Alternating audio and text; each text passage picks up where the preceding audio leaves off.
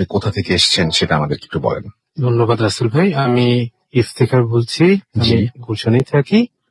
আর আমার ঘটনা আজকে নিজের ঘটনাই বলতে এসেছি আপনাদের কাছে। আচ্ছা, আমি আপনার সাথে অফ এয়ারে একটা বিরাট কনভারসেশন হয়েছিল আপনার সাথে, এবং আপনি সেখানে বলছিলেন যে আপনার নানান ধরনের প্রবলেম হয় এবং সেই প্রবলেম গুলো আপনাকে প্রতিনিয়ত ফেস করতে হয়।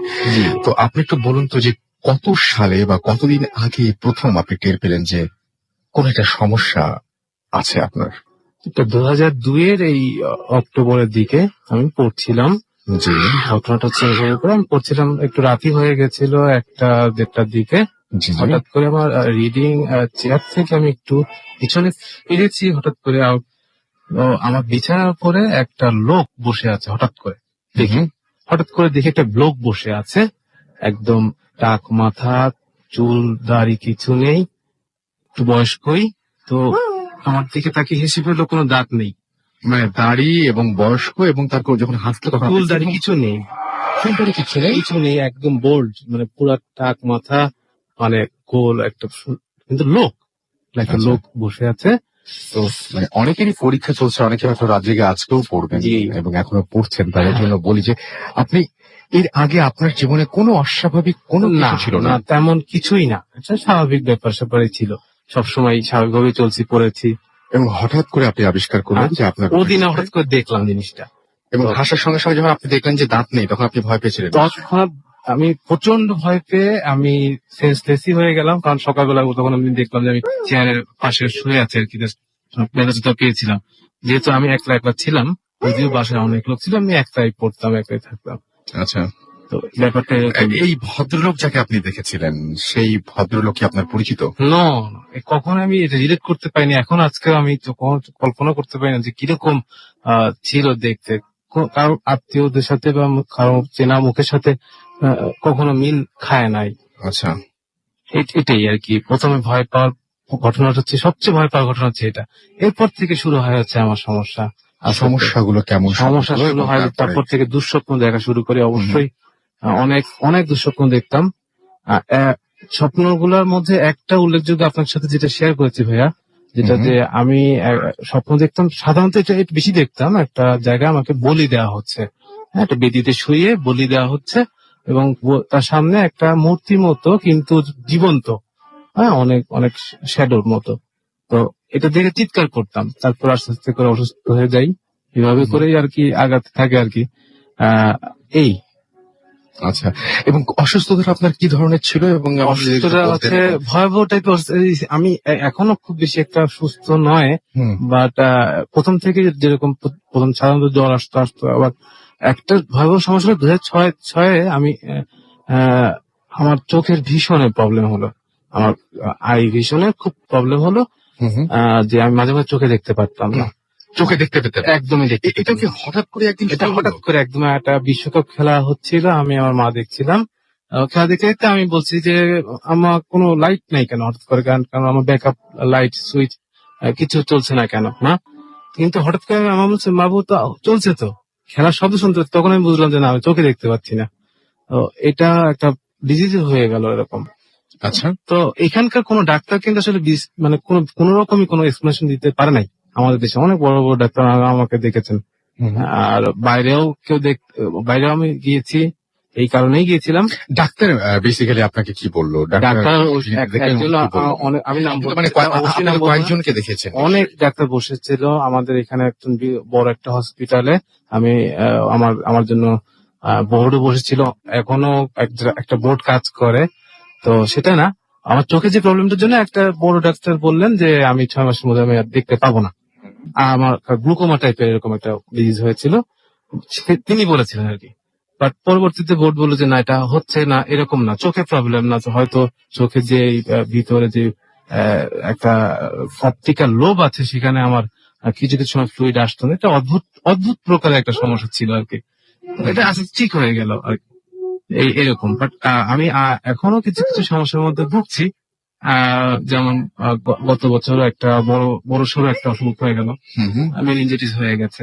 আচ্ছা, এখন কি আপনি কিছু দেখেন? আমি দেখি এখন, দেখতে দেখতে কোনো কিছুই আমার আর কিছু মনে হয় না, উল্টো কিছু মনে এখন হয় অনেক কিছু সহ্য হয়ে গেছে। ক্ষমতা ভাবনা হয়ে গেছে। আমি বুঝতে পারছি কোন সমস্যা আছে, হুম হুম, যেটা আসলে আপনার সাথে আজকে শেয়ার করা হয়নি। যেমন আমি 6 তলা উঠে অনেকক্ষণ দাঁড়িয়েছিলাম, হুম হুম, আপনার এখানে লিফট নেই, হুম তো হুম। ভয়ঙ্কর অবস্থা। আমার কাছে 6 তলা ওখানে দাঁড়িয়েছি, কোন সমস্যা আছে কিনা আমি বলতে পারি না, দিন আছে কিনা ভূত আছে বুঝতে পারি না, না আমি বুঝতে পারি সমস্যা আছে এরকম। তবে আমাকে এর জন্য অনেক মূল্য দিতে হচ্ছে আর কি, অনেক অনেক কিছুই আর কি সাফার করতে হচ্ছে। আমার পরিবারও সাফার করে, যেমন আপনাকে যেটা বললাম, আমার ওয়াইফও খুবই মাঝে মধ্যেই দেখেন সে, হুম হুম। আজকেও সে আসতে বলার সময় সে বলছে যে সাবধানে এসো, মানে সেও ভয় পেল। গত আপনার সাথে যখন কথা হলো গত সপ্তাহে, তখনও খুব প্রচন্ড ভয় পেল। তাকে হসপিটালে নিয়ে যাওয়া লাগলো শেষমেশ, এরকম যে তাকে খুব বোবায় ধরার মতো আর কি বলে। ওকে, থ্যাংক ইউ সো মাচ। আমরা অনেক পরবর্তী ধন্যবাদ, একটা অনেক ঘটনায় যাবো এবং একটা লম্বা ঘটনা আমরা বলবো। তার আগে একটু বলে নেই যে লাইফে মানে কোন সময় আপনি এটা বিশ্বাস করতেই পারেন বা নাই করতে পারেন, it's up to you, but যে কোনো সময় যে কোনো দিন আপনি হঠাৎ করে এমন কিছু একটা সম্মুখীন হতে পারেন বা এমন কিছু একটা এক্সপিরিয়েন্স নিতে পারেন যেটা আপনার পুরো লাইফে পুরো চিন্তা ভাবনা বিশ্বাসকে নাড়িয়ে দিতে পারে।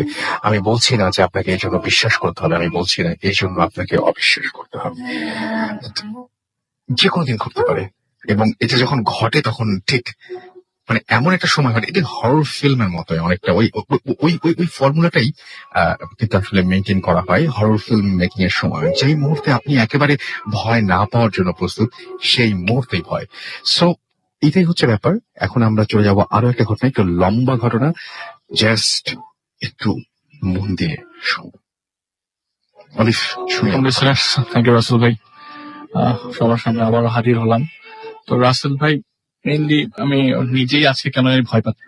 আচ্ছা, আমি একটা জিনিস বলবো, বলবো সেটা হচ্ছে যে একজন আলিফ হচ্ছে একজন ডাক্তার, একজন ডক্টর এসেছেন ফার্স্ট টাইম তার পেশেন্টের ঘটনা নিয়ে, রাইট? জি, এবং ট্রিটমেন্টের মাঝখানে হঠাৎ করেই ভূতের সময় প্রসঙ্গ ওঠে, কারণ সে সময় আমি ফোন দিয়েছিলাম ইনভাইট করার জন্য আজকের এই এপিসোডে, এবং সেই সময় কথা প্রসঙ্গে সে একটা অ্যাকচুয়ালি ঘটনা আপনাকে বলে। জি রাসেল ভাই, অ্যাকচুয়ালি আমি ওনার সাথে কনসাল্ট করছিলাম, কথা বলছিলাম যে কি কি ট্রিটমেন্ট করবো। হুম হুম, তেমন সময় আপনার ফোন আসছে।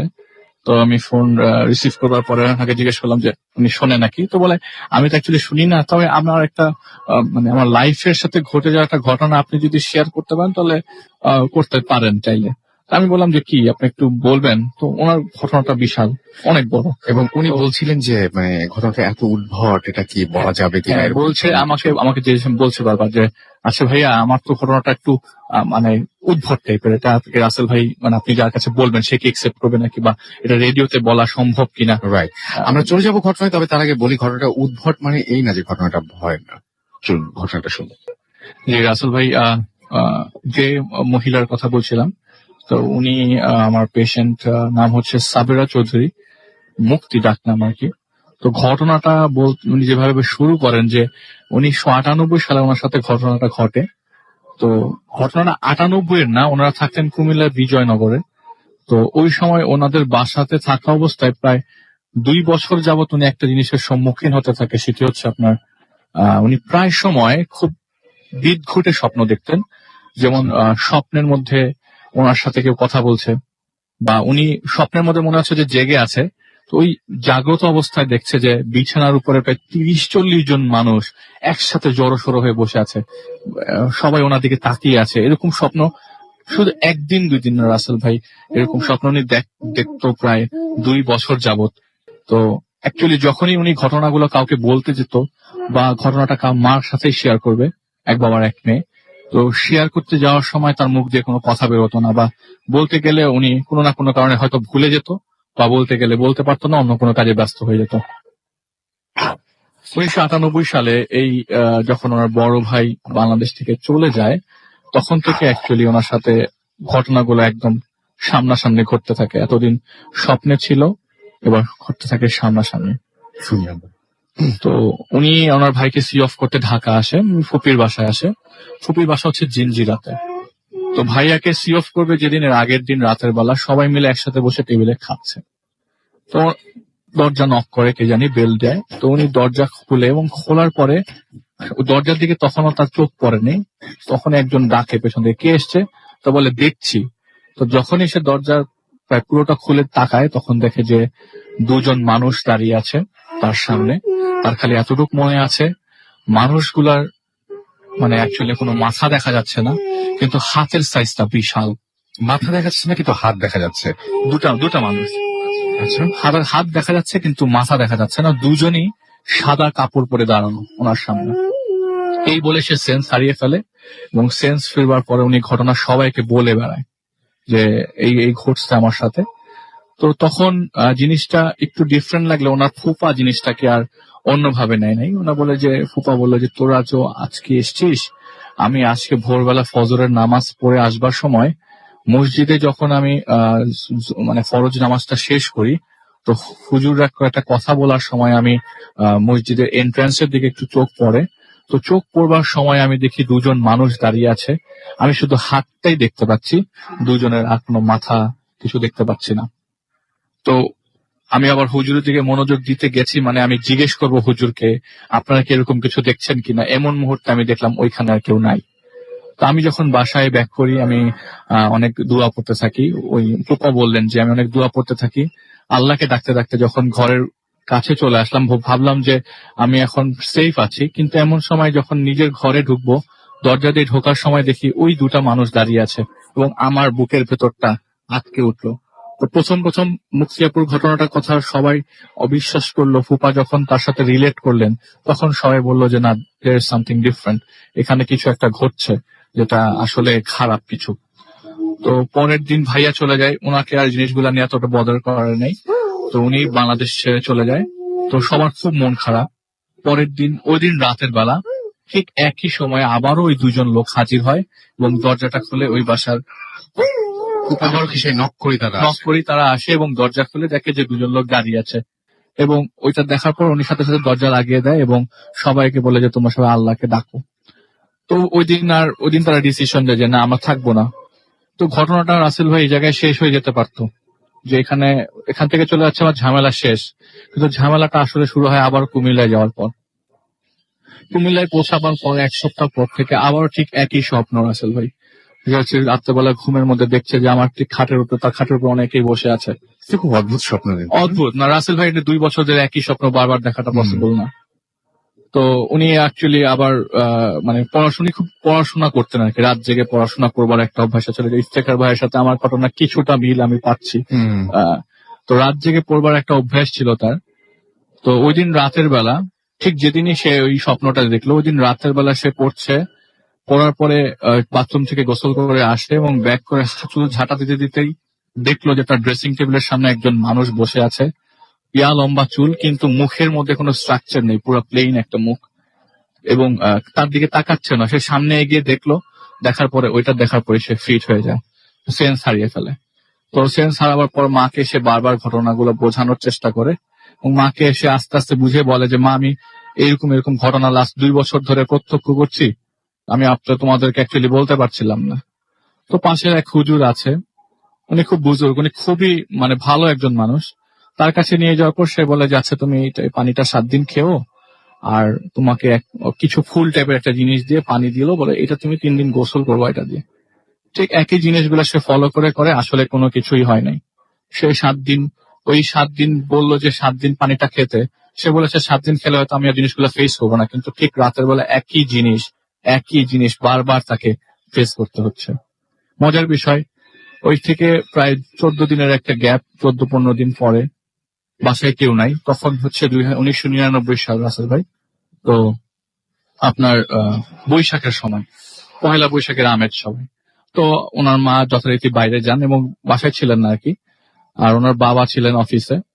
তো উনি কি করলো, হঠাৎ করে কলিং বেল বাজলো এবং দরজা খোলার পরে দেখলো যে ওনার ফুপা এসছে। তো ফুপা আসার পর ফুপাকে সালাম করলেন এবং সালাম করবার পরে ফুপা কোনো কথা না বলে ডিরেক্ট ড্রয়িং রুমে যেয়ে বসলেন। ফুপাকে অনেক কোয়েশ্চেন জিজ্ঞেস করলো, ফুপা কখন আসছেন, আপনি তো নর্মালি জানিয়ে আসেন, আজকে না জানিয়ে চলে আসলেন। তো ওই সময় রাস্তায় ফোন ছিল না, মোবাইল ফোন ছিল না। তো পাশে একটা বাড়িতে ফোন ছিল, সেখানে নর্মালি যখন ফুপা আসতো জানিয়ে আসতেন। তো ফুপা কোনো কথাই বলছে না, কোনো কথার অ্যান্সার দিচ্ছে না, খালি একটা কথা বললো যে এই বক্সটা নে, এই বক্সটা তুই খুলবি না, আমি যাওয়ার 24 ঘন্টা পর খুলবি। তো ও ফুপার কোনো কথা অ্যান্সার না দিয়ে বলে যে ফুপা আপনি খেতে বসেন। সে আবারও বলে এই বক্সটা নেই, এই বক্সটা খুলবি 24 ঘন্টা পর আমি মানে যাবো। ওই ওনার কথার কোনো উত্তর দিচ্ছে না, না। উনি টোটালি মনে হচ্ছে যে উনি কথাগুলো শুনছেই না, মানে ওনার ফুপা কথাগুলো শুনছেই না। তো 24 ঘন্টা তো দূরের কথা, ওনার তো আগেই ইচ্ছা ছিল এতে বক্সের ভিতরে কি আছে খোলার জন্য। ফুপা তো রাত জুবি কিছু দিয়ে যাবে না। বক্স খুলে দেখে, মানে রাসেল ভাই এটা আমি জানি না, আমার নিজেরই আজকে বলতে কেমন জানি ভয় লাগছে। দেখে মানুষের 5টা আঙ্গুল, ইন্ডিভিজুয়াল 5টা আঙ্গুল, এবং ভয়ে ওই সময় চিৎকার দিয়ে সে দৌড়ে মার কাছে গিয়ে বলে মা এই 5টা আঙ্গুল আমি বক্সটা ফুপা দিয়ে গেছে আজকে। তো মা বলে যে কি বলিস সাবল তো, বক্স খুলে মা দেখে 5টা আঙ্গুর ফল।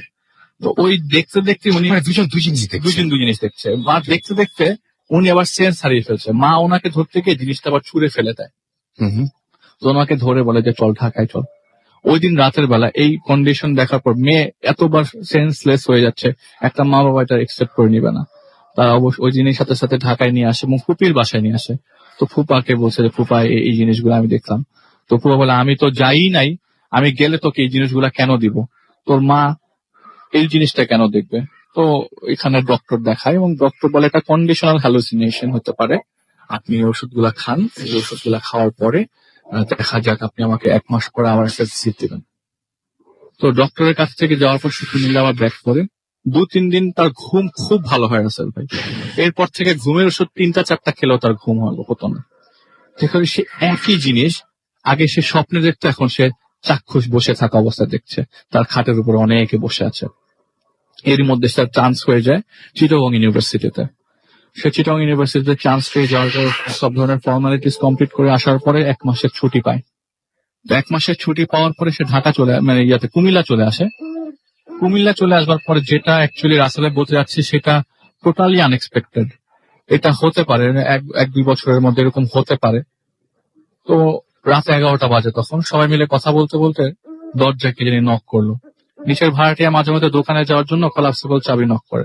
তো আঙ্কেলই নর্মালি দরজাটা খুলে। তো উনি নাকি দরজাটা খুলতেই খোলা অবস্থায় দেখে যে তার বড় ভাই আসছে বাংলাদেশে। খুব অদ্ভুত লাগছে সবার কাছে, এবং সবাই এতটাই খুশি আবার এতটাই সারপ্রাইজ যে ভাইয়া চলে আসছে উইদাউট এনি ইনফরমেশন, জানাই নয়।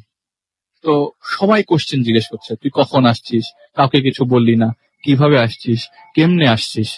সবাই বলতেছে কিন্তু ভাইয়ার মুখ থেকে কোনো কোশ্চেনই আসছে, মানে উত্তরই আসছে না, কোনো কথার উত্তরই দিচ্ছে না, কারো দিকে তাকাচ্ছে না, মাথা নিচু করে আছে।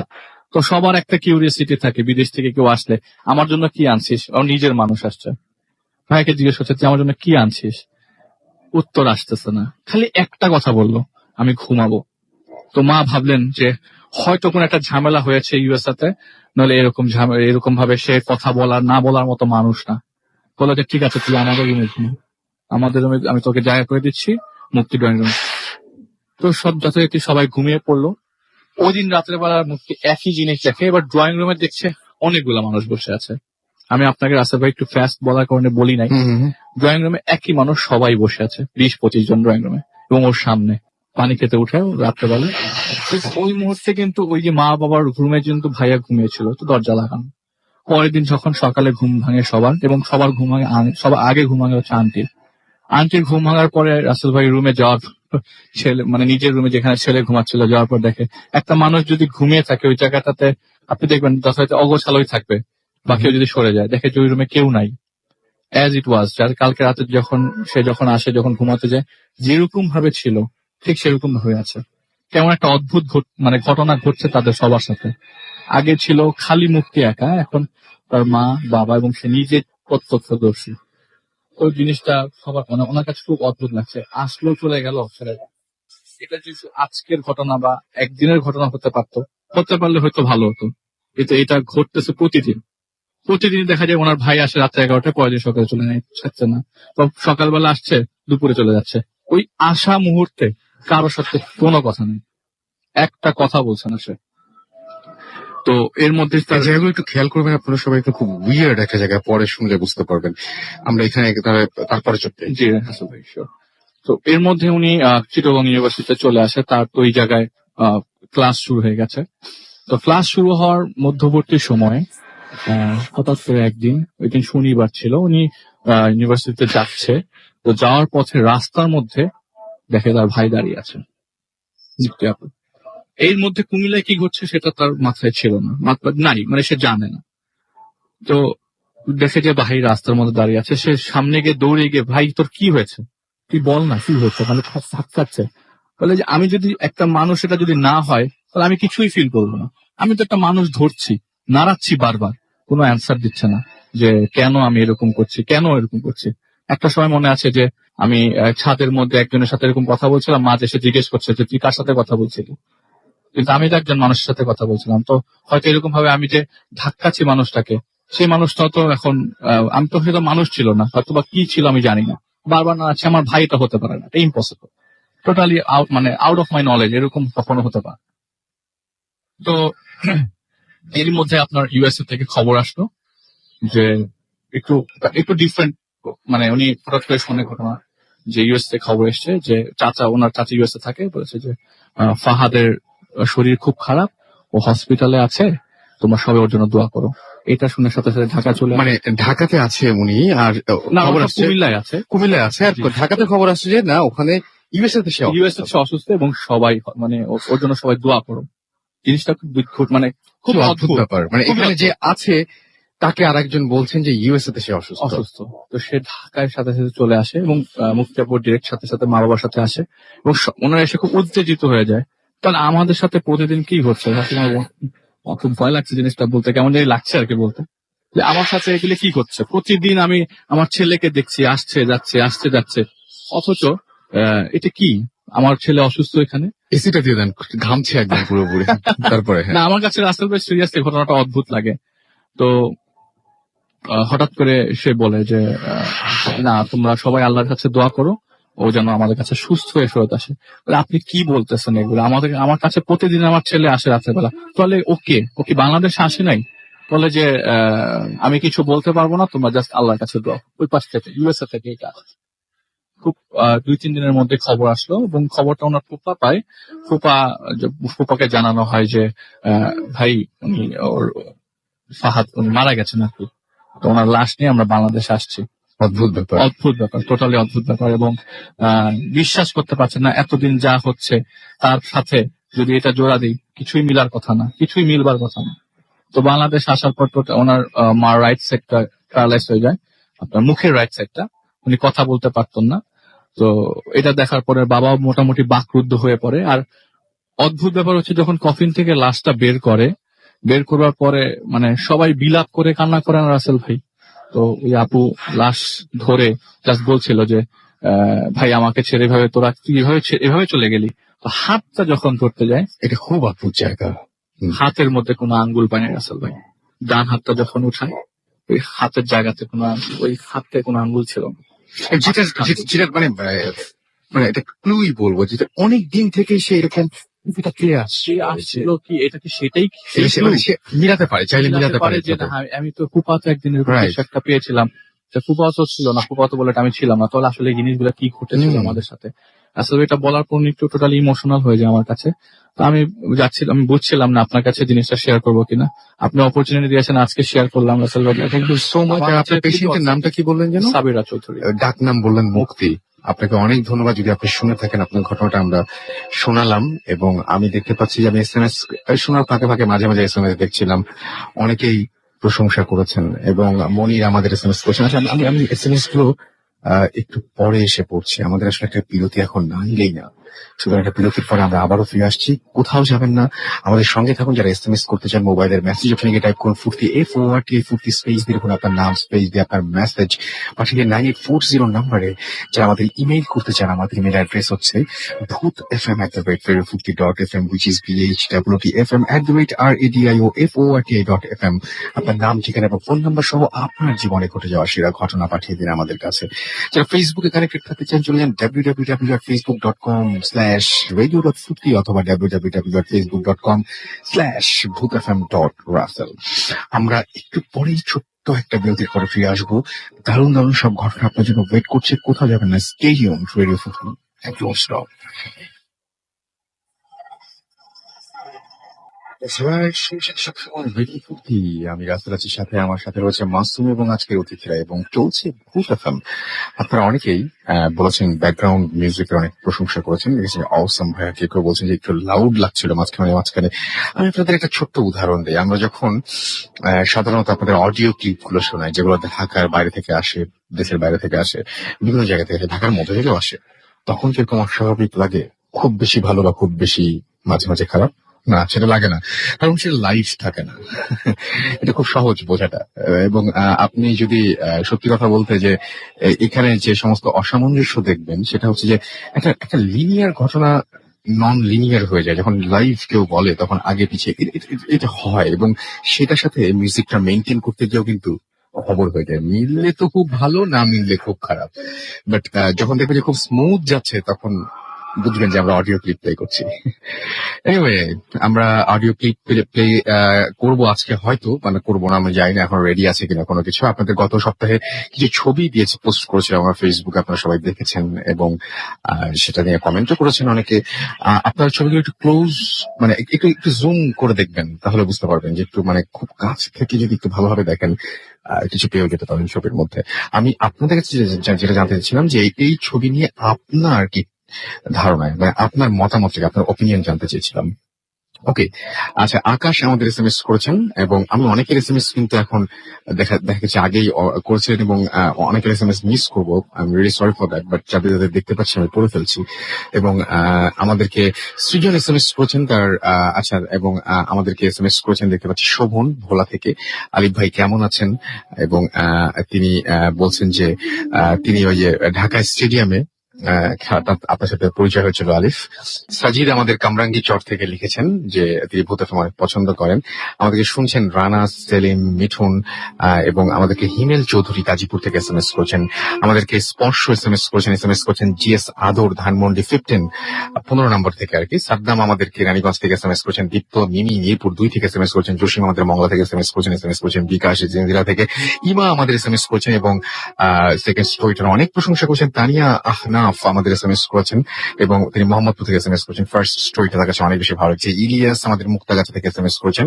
কালকে এক্সাম, তারপর তিনি শুনছেন আপনার পরীক্ষা খারাপ থাকলে কিন্তু ভূত এফএম কোনোভাবে দায়ী থাকবে না, সুতরাং এখন পড়াশোনায় মনোযোগী হওয়া উচিত, আমি সেটাই বলবো। ইমরান আমাদের এসএমএস করেছেন। লিমন সাকিব এসএমএস করেছেন। গোলাম রাব্বি ফ্রম মিডফোর্ড ঢাকা, এবং আমাদেরকে এসএমএস করেছেন দেখতে পাচ্ছি মিম, এবং আমাদেরকে সালভির এসএমএস করেছেন, সালভির আহমেদ কেরানীগঞ্জ থেকে এসএমএস করেছেন। রুনা আমাদের এসএমএস করেছেন। শিপলু আমাদের এসএমএস করেছেন। আরো অনেকে, আসলে একে একে আসি আমরা ফেসবুকেও দেখতে পাচ্ছি অনেকে আমাদের এসএমএস করেছেন। আই লাভ ভূত এফএম লিখেছেন হাসান বিন নাজিম।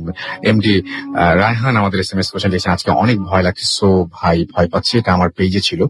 এছাড়া ফুটকি যে পেজ রয়েছে, সেখানে আমি দেখতে পাচ্ছি যে ভূত এফএম নিয়ে অনেকেই অনেক আজকে স্টোরি গুলো নিয়ে কমেন্ট করছেন, এবং ম্যাক্সিমাম পজিটিভ কমেন্ট, যেহেতু সেগুলো আমি মোটামুটি নাম পড়ে ফেলি, এবং এবং আমি দেখতে পাচ্ছি যে ফালাক বৃষ্টি আমাদের এসএমএস এখানে কমেন্ট করেছেন আমাদেরকে। এখানে দেখতে পাচ্ছি রনি জামান লিখছেন এটাকে অরিজিনাল পেজ। ভাই, আমি যে দুটো লিঙ্ক দিয়েছি, এই দুটো অরিজিনাল না হওয়ার কোনো কারণ নেই।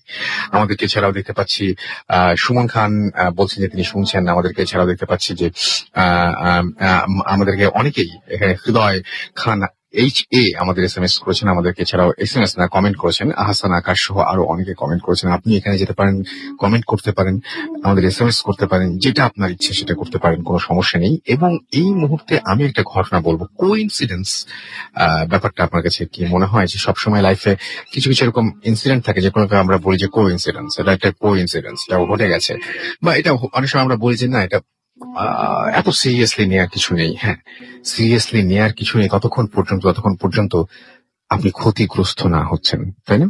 যেই মুহূর্তে আপনি ক্ষতিগ্রস্ত হবেন, সেই মুহূর্তে আপনার কথার সুর বদলে যাবে। তখন আপনি বলবেন সিরিয়াস হলেই হয়তো ভালো ছিল। আমি পড়ছি এরকম একটা ঘটনা। লিখছেন, হ্যালো রাসেল ভাইয়া, আমি জানি আপনি সবসময় ভালোর দলে, তাই কেমন আছেন জানতে চাইলাম না।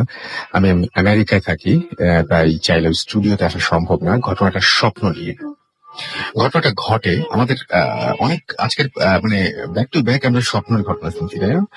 ঘটনাটা এবং আমিও কিন্তু আজকে কোনো কিছু চিন্তা করে যে এটা পড়তে শুরু করলাম এরকম না, বেশ কিছু ঘটনা ছিল তার মধ্যে এটা পড়তে শুরু করেছি। ঘটনাটা ঘটে 25 জুলাই 2014-তে। আমরা এখানে এসেছি 8 দিন হয়েছে। আমার দাদা খুবই অসুস্থ ছিলেন, তার বয়স কমপক্ষে 95। তিনি আব্বুর উপর অনেক নির্ভরশীল ছিলেন। আমরা ভিসার জন্য প্রায় 14 বছর আগে অ্যাপ্লাই করেছিলাম, তাই আর কিছুই করার ছিল না। যাই হোক, আমি 25 তারিখে একটা স্বপ্ন দেখি। আমি এর চেয়েও অনেক বেশি খারাপ স্বপ্ন দেখেছি, কিন্তু ওই দিন আমি যে স্বপ্নটি দেখলাম তা অনেকটা 2012 মুভিতে ধ্বংসের মতো, পৃথিবী ধ্বংস হচ্ছিল যেভাবে সেরকম ধ্বংসের মতো ছিল, কিন্তু মুভিটার থেকেও অনেক বেশি ভয়ঙ্কর। আমি এমন স্বপ্ন আগে কখনো দেখিনি। সবচেয়ে আশ্চর্যের বিষয় হচ্ছে স্বপ্নটা দেখে আমি খুব কষ্ট পেলাম। কষ্ট পাওয়ার মতো কিছুই ঘটেনি। দেখছি সবকিছু ধ্বংস হয়ে যাচ্ছে। এছাড়া নির্দিষ্ট করে বলার মতো তেমন কিছু দেখিনি। শুধু দেখেছি একটা বাবুই পাখির বাসা ভেঙে গেল। স্বপ্নে শুধু বারবার একটা কথাই আমি শুনতে পাই, সেটা ছিল আর মাত্র 7 দিন। আমি আম্মু আব্বুকে কথাটা বললে তারা বলে রাতে ভূত এফএম শুনেছিলাম, তাই এমন স্বপ্ন দেখেছি। কিন্তু আমার মন মানছিল না। আমি আব্বু আম্মুকে 7 দিনের কথাটা বলতে ভুলে যাই, কিন্তু আমার মনের ভেতর অদ্ভুত কষ্ট কাজ করতে থাকে। আমি কাউকে বোঝাতে পারছিলাম না। আমি বিশ্বাস করতাম কিছু কিছু ভোরের স্বপ্ন সত্যি হয়। আমার ক্ষেত্রে তা আগেও হয়েছে। যেগুলো কাউকে বলেছি সেগুলো পরে সত্যি হয় নাই। শুধুমাত্র সেই কারণেই আমি কথাটা আব্বু আম্মুর সাথে শেয়ার করি। আমি কোনোভাবেই চাচ্ছিলাম না যে এমন কিছু ঘটুক, কিন্তু আমার কষ্ট কিছুতেই কমছিল না। আমি নিজেও এটা ভেবে অবাক হই। কষ্টটা এমন ছিল যেন আমার খুব খুব খুব কাছের কারো কোনো বড় ক্ষতি হতে চলেছে। আর মাত্র 4 দিন পরে ঈদ, তাই ব্যস্ততার কারণে 2 দিনের মাথায় আমি স্বপ্নের কথা ভুলে যাই। কিন্তু 7 দিন পরে যখন ঢাকায় আমার দাদার সাথে স্কাইপে কথা বলার জন্য অপেক্ষা করছিলাম, আমার ফেসবুকের ইনবক্সে কাজিন জয়ের একটা মেসেজ আসে, এবং এই মেসেজটা ছিল এরকম যে আওয়ার গ্র্যান্ডফাদার ইজ ডেড। মেসেজটা আসে 8:55 এবং আর 9টাতে আমার দাদুর সাথে স্কাইপে কথা বলার কথা ছিল, এবং ঈদের 2 দিন পরে আমার দাদা মারা যান। জয় খুব দুষ্টু ছিল, ও দুষ্টুমি করে, এমন মেসেজ দিতে পারে আমি জানতাম। আমি যখন মেসেজটা পাই, আব্বু আম্মু খাচ্ছিলেন, আমি মেসেজটা পড়তেই চোখে পানি চলে আসে, আর সাথে সাথে আমি তাদের তাদের কিছু বলি না, এবং দৌড়ে ঘরে চলে যাই। এবং কিন্তু আমার ঘরে ঢোকার সাথে সাথেই ওই স্বপ্নের কথাটা মনে পড়লো যে আমাকে প্রথমবার বাবুই পাখির বাসা আমার দাদাই দেখিয়েছিলেন। খুব কষ্ট হলো এটা ভেবে যে হয়তো আমি ব্যাপারটা বুঝতে পেরেছিলাম, কিন্তু কিছুই করতে পারিনি। ব্যাপারটাকে আমি পাত্তাই দেইনি। খুব গিল্টি ফিল করছিলাম, এবং দাদাকে আমি খুবই শ্রদ্ধা করতাম। হয়তো স্বপ্নটা দেখেছিলাম, হয়তো ওটা আমার জন্য একটা সতর্ক বাণী ছিল। স্বপ্নের কারণটা বুঝতে পেরে আমার কষ্টটা বেড়ে গেল, নিজেকে অপরাধী মনে হতে লাগলো। এর ঠিক 3 দিন পরে আমি আবার স্বপ্ন দেখি। সেটা ছিল এরকম যেন আমার দাদা আমাকে কিছু উপদেশ দিচ্ছেন, সাধারণ উপদেশ যা তিনি আমাকে সবসময় দিয়ে থাকেন। কিন্তু তার শেষ কথাটি শুনে আমি চমকে যাই। তিনি বলেন, দাদু, স্বপ্নটা শুধু তুমিই দেখেছো, মন খারাপ করো না। কথাটার মধ্যে তার আঞ্চলিক টানটা পর্যন্ত ছিল। তারপর থেকে আমার ভেতরে যে কষ্টটা ছিল তা কিছুটা কমে যায়। আমার মনে হয় দাদা আমাকে কথাটি বলছিলেন আমার কষ্ট কমাতেই, আমাকে সান্ত্বনা দিতেই। এই পুরো বিষয়টি আমি আমার পরিবারের কারোর সাথে শেয়ার করি না, কারণ আমি জানি কেউ বিশ্বাস করবে না। আমার জীবন এমন আরো অনেকবার আমার জীবন এরকম হয়েছে। আমার অনেক স্বপ্ন সত্যি হয়েছে। ওই ঘটনাগুলো ভূত ফিল্মের জন্য অ্যাপ্রোপ্রিয়েট না। বিষয়গুলো একেবারেই আমার ব্যক্তিগত। যাই হোক, আমি এই ঘটনা যদি ভূত ফিল্মে নাও পড়া হয় তাহলে তিনি জানাতে বলেছেন তাকে, বাট আমরা ঘটনাটা পড়ে ফেলেছেন। থ্যাংক ইউ ভেরি মাচ এটা চমৎকার ঘটনা আমাদের উপহার দেওয়ার জন্য। এবং এই যে ঘটনাটা ঘটতে যাচ্ছিল সেই ঘটনা নিয়ে একেবারেই কেউ পাত্তা দেননি। যিনি ঘটনাটা নিয়ে আসলে ঘটেছে তিনি ফিল করছিলেন যে কিছুটা ঘটতে পারে। আমি জানি না যে স্বপ্নে দেখেছেন বলেই সত্যি হয়েছে, নাকি পরের ভাবনাটা একটা প্রেশার ক্রিয়েট করেছে। মানে আমার কাছে মনে হয় যে ইচ্ছাও একটা বিরাট শক্তি।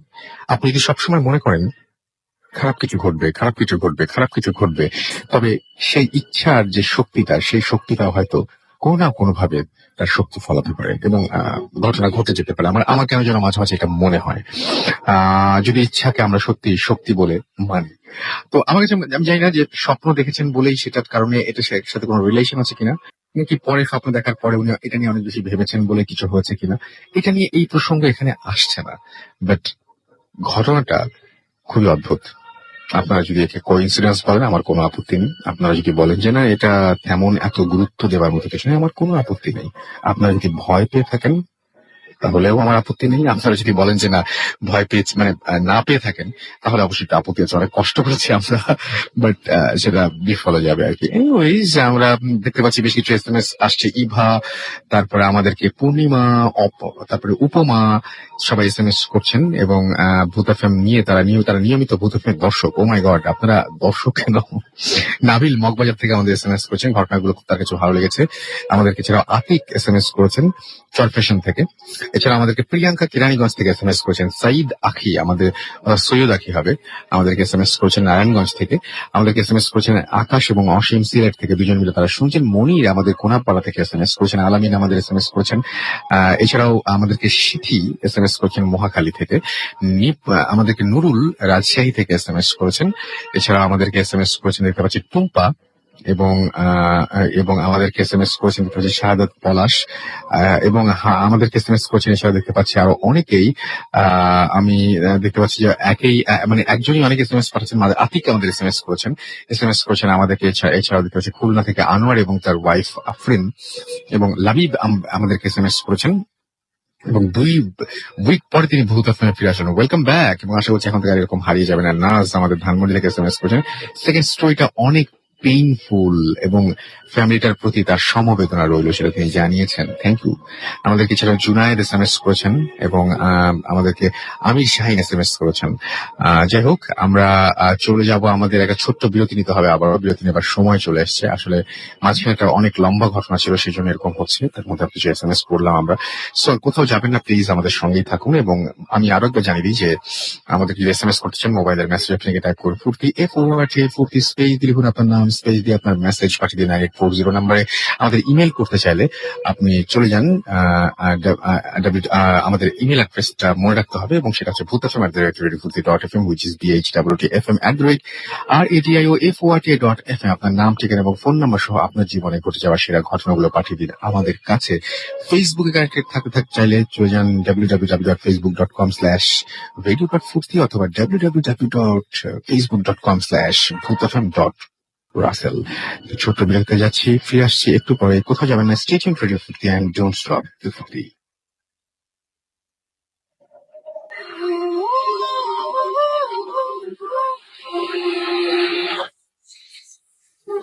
আরো একবার সবাইকে স্বাগত জানাচ্ছি, আমি রাসেল। শুনছেন সবসময় রেডিও ফুটি 88.0 FM।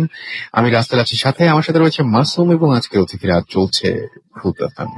আপনারা সবাই অনেকেই প্রশংসা করছেন, এবং আমি দেখতে পাচ্ছি যে অনেকেই কমেন্ট করছেন। ফেসবুকে তো জমজমাট অবস্থা সবার, এবং সেই সাথে এসএমএস এও প্রচুর এসএমএস। আমরা এখন কথা না বাড়িয়ে আগে আরেকটা ঘটনা শুনে আসি। আমাদের আরো একজন অতিথি এখানে আছেন। আপনার নামটা প্লিজ একটু বলবেন, এবং আপনি কোথা থেকে এসেছেন? আসসালামু আলাইকুম, আমার নাম মুনির। আমি আমার বাড়ি বরিশাল, আমি ছেলে দুবাইতে থাকি। তো আপনি এর আগে একবার এসেছিলেন, আজকে সেকেন্ড টাইম আপনি এখানে আসছেন, রাইট? এবং আপনার যে ঘটনাটা, সেই ঘটনাটা একটু আমাদের বলবেন। তবে একটা জিনিস, যে এই ঘটনাটা খুব অদ্ভুত, কিন্তু আপনি আমাকে অফ এয়ারও বারবার করে বলছিলেন যে ঘটনাটা সত্যি। আপনি কিভাবে শিওর হলেন যে এই ঘটনাটা সত্যি? কারণ এটা আমি যে মামার কথা বলছি, আমার মার কাজিন, মামা আমাকে নিজে এই কথাটা বলছে, এই ঘটনাটা সে নিজে বলছে আমাকে। আচ্ছা, এই ঘটনাটা সে নিজে বলেছেন, এবং আপনার মামার উপর বিশ্বাস আছে আপনার? জি, কারণ কোন মানুষ নিজের ব্যাপারে মিথ্যা কথা বলতে পারে, এটা আমার বিশ্বাস। এবং মানে মোটামুটি সেই ঘটনা যে ঘটেছিল, এটা কি আপনাদের পরিবারের সবাই জানেন এই ব্যাপারটা? মোটামুটি সবাই জানে, সবাই জানেন। আচ্ছা, গ্রামবাসীও জানেন? গ্রামবাসীও জানে, বিশেষ করে আমার মামার দিকের যারা সবাই জানে এটা। আমার মা, আমার মামারা, অন্যান্য মামা, হ্যাঁ, সেই ফ্যামিলির কথাই বলছি। সবাই জানেন। ওকে, কি ঘটেছিল একটু আমাকে বলেন তো। এটা আমাদের গ্রাম থেকে 2-3টা গ্রাম পরের একটা গ্রামে আমার মার খালা বাড়ি অ্যাকচুয়ালি। তো খালার ছেলে, এটা মার কাজিন। তো আমি বেড়াতে গেছিলাম সেখানে এসে, তো মামা আমাকে ও রাত্রেবেলা আমাকে ঘটনাটা বললো। তো মামার নামটা আমি বলতে চাই না। মামা আমাকে বললো যে মামা আমার খুব জ্বর ছিল। তো আমি সামনের বারান্দায় একটা কাঠের ঘর ছিল, তো তো সেখানে মামাকে আমার নানু শোয় রাখছিল। তো প্রচন্ড জ্বর ছিল তখনকার দিনে, তো অনেকদিন আগের ঘটনা, জ্বর মাপার তো কোনো যন্ত্র ছিল না, বাট প্রচন্ড জ্বর ছিল। নানু ছিল পাকের ঘরে, ওই তার জন্য রুটি বানাইতেছিল এরকম কিছু। তো অনেকক্ষণ পরে আমার নানু খেয়াল করলো যে ওই মামার আর কোনো কান্নাকাটি বা কোনো শব্দ পাইতেছি না। তো মামার নাম ধরে ডাকতে ডাকতে উনি ওই পাকের ঘর থেকে সামনের বারান্দা আসলো। তো এসে দেখলো যে উনি মামা নাই, মামা বিছানায় শোয়া ছিল, উনি শোয়া নাই, মানে কোনো মানুষ নাই সেখানে। তো নানু বললো যে কি ব্যাপার। তো ওনার দিকে দরজা খোলা, বাকির সামনের দরজা বন্ধ ছিল, দরজাটাও বন্ধই আছে। তো নানু এদিক তাকাইলো ওদিক তাকাইলো, জানা টানা সব বন্ধ। তো নানু একটু অবাক হইলো যে কি ব্যাপার, এখানে ও শোয়ানো ছিল, সেখানে ও নাই, কি ব্যাপার।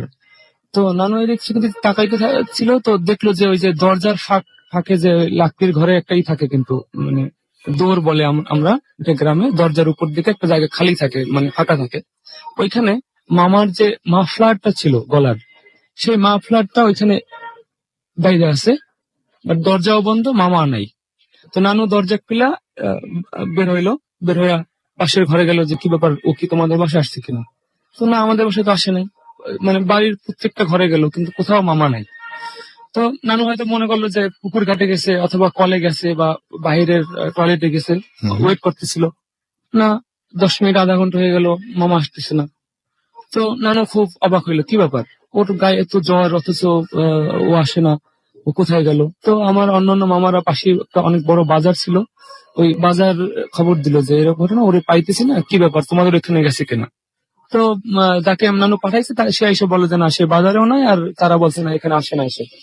আর তারাও অবাক যে কি ব্যাপার, এত জ্বর নিয়ে এসে কোথায় যাইতে পারে।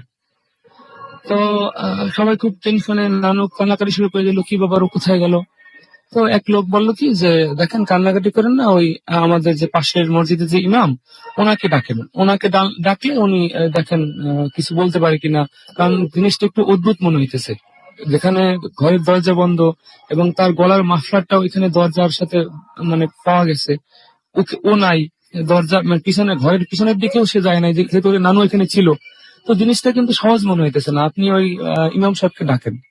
তো যাই হোক, কেউ মানে অন্য কোন লোক গিয়ে ওই এই যে আরে ডাকলো, ইমাম সাহেবকে ডাকলো। ডাকার পরে উনি বললো যে দেখেন, আমি হয়তো চেষ্টা করে দেখতে পারি, বাট আমি বলতে পারি না ও কোথায় আছে, কি কি অবস্থায় আছে। তো এদিকে কি ঘটলো, মামাকে যখন মামা শোয়া ছিল, তখন মামা দেখলো যে ওনার মানে ওনার খাটের পাশে খুব সুন্দরী একটা মেয়ে এসে দাঁড়ালো। তো মাম্মা দেখে অবাক হয়ে গেল যে কি ব্যাপার, এত সুন্দর একটা মেয়ে কোথা থেকে আসলো। তো এসে বললো কি যে তুমি চলো আমার সাথে। তো মামা মানে বললো, এবং ওই ও উঠে নিয়ে যাইতেছে, এগুলা সব ফিল করতেছে যে আমি খাটের উপরে নাই, আমি আমাকে নিয়ে যাইতেছি কেউ এরকমের। তো মামাকে নিয়ে নাকি কোনো একটা শহরের একটা কিভাবে নিয়ে গেল বা কি, এগুলো তুমি না বুঝছেন না, মামা বুঝতেছে আমি শূন্যের উপরে আছি বা মানে চলতেছি, গায়ে বাতাস বাজতেছে, ঠিক আছে, এইটা তারপর? মামা একটা ফিল করতেছে। হুম। তো একটা শহরে নিয়ে গেল। এটা আসলে আসল ভাই মনে হয়েছে কিছু অলৌকিক কোন একটা ঘটনা, অবাস্তব just বানানো গল্পের মতো, বাট মামা আমাকে বলছে তার নিজের মুখে। তো যাই হোক, সে ওই সিটিতে নিয়ে গেল, নিয়ে একটা মিষ্টির দোকানে মামাকে বসাইলো। তো মিষ্টির দোকানে ঢোকার পর জিজ্ঞেস করলো তুমি কি খাবা। তো মামা তো অবাক যে আমি কোথায় আসলাম, কি খাবো আমি।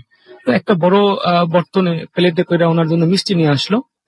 মিষ্টি খেয়ে তো মামা আরো অবাক যে দুনিয়াতে এত সুস্বাদু মিষ্টি হইতে পারে, সেটা ওনার কল্পনার অতীত। যাই হোক, মিষ্টি খাওয়ার পর ওনাকে নিয়ে গেল, বলে চলো তুমি আমার সাথে যাবা। মামা জিজ্ঞেস করলো কোথায়, বললো যে তুমি প্রশ্ন করো না, আমার সাথে তুমি যাবা। তো মামা যাইতেছে ওইরকম যে জাস্ট মানে যাইতেছে, কোনো কোথাও যাইতেছে এরকমের। এদিকে নানু তো খুব কান্নাকাটি, এবং ওই যে ইমাম সাহেব ডাকা হয়েছে, উনিও টিকিট টিকিট দিতেছে। উনি পানি পড়া দিয়া ঘরের চারপাশে ইয়ে করলো, তারপর কি মানে তাবিজ টাবিজ লেখলো, কি এইসব করলো, বালি পড়লো, বালি পরে বাড়িতে ছিটাইতেছে, এরকম অবস্থা।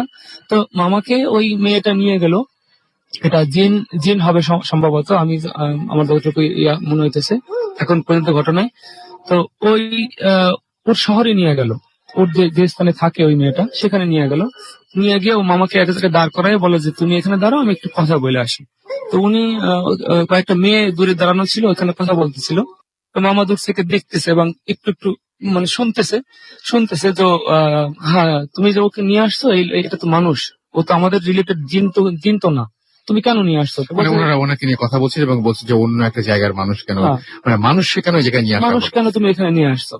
তো তুমি তো তোমার আব্বার সামনে ওরে প্রেজেন্ট করতে পারবা না। তো তারপরে বলছে কি ঠিক হলো? আছে, হ্যাঁ ঠিক আছে, আমি আমি তাহলে কি করবো? এদিকে যে ইমাম সাহেব যে ওই যে ফিকির দিতেছিল, যেটা মানে ওই ফিকির এবং বা ওদিকে বাবার চাপ, এই কারণে এটা অনেক রাত্রের ঘটনা, অনেক মানে 2-3 ঘন্টা বসে এটা মানে এই হইতেছিল। পরে ওই যে ইমাম সাহেবের ফিকির প্লাস ওই যে বাবার কাছে নিতে পারবে না, তো মেয়েটা বাধ্য হয়ে আবার মামাকে নিয়ে আসছে, ফেরত ফেরত নিয়ে আসছে। তো এটা ভোর ভোর রাতের ঘটনা। তো মামাকে নাকি ওই যে তাদের বাড়ির পাশে একটা গাব গাছ বলি আমরা, গাব গাছের মগডালে আইনা ওনাকে বসাইছে। তো এদিকে তো বাড়ির সব জায়গা খোঁজা শেষ যে ও কোথায় গেল। হঠাৎ করে কিছু মানুষ দেখে যে ওই গাব গাছের মগডালে একটা লোক বসা। তো বললো যে ওই তো, ও তো ওইখানে।